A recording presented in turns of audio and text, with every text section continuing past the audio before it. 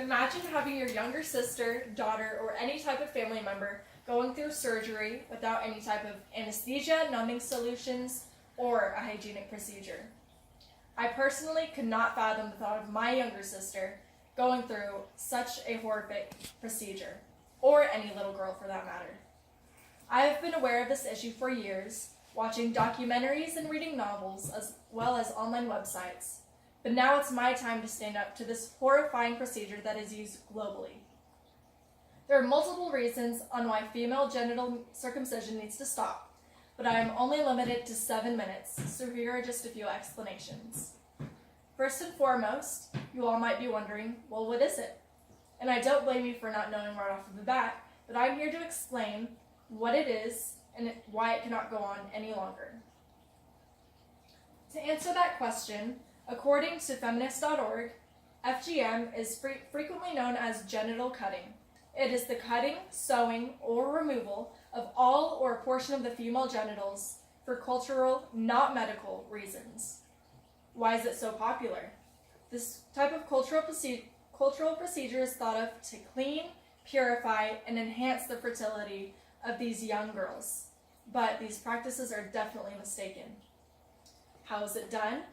These are some various ways how surgery goes about, but the main types are type 1, type 2, and type 3.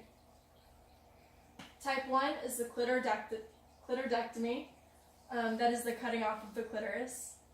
Type 2 is the clitoridectomy and the removal of the labia. And type 3 is the sewing of the labia together, which makes the vaginal opening smaller. This ruthless technique manipulates women so that the husband has more pleasure. The materials or tools used to harm these women include non-sterile glass, razor blades, and or knives. The sewing procedure is done with unsanitary thread and thorns. You also might be wondering, what are the side effects of this procedure? And let me tell you, it is not a pretty sight. Not only does this procedure cause damaging health effects, it is psychologically draining to them as well. Some immediate and long-term physical health issues are severe pain, consistent bladder infections and urinary issues, mental and physical trauma, as well as infectious diseases, which include HIV and tetanus because of the unsanitary tools, and intense bleeding and death. With death, there's not a lot of research just because if there was a death, it wasn't usually reported.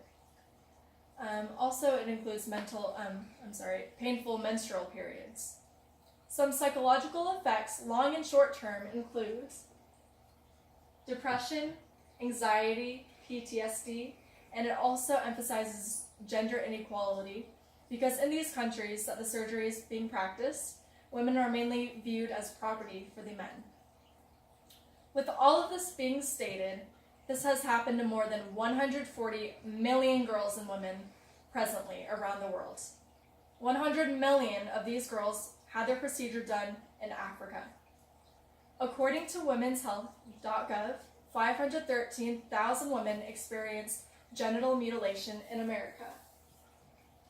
In Indonesia alone, 86% to 100% have been circumcised. In Somalia and Guinea, 95% have been circumcised. And in Egypt and Sierra Leone, 90%. If this were happening primarily in first world countries, there would be so much more support in stopping it. So why can't we stop it when it's our neighbors that are going through such detrimental suffering?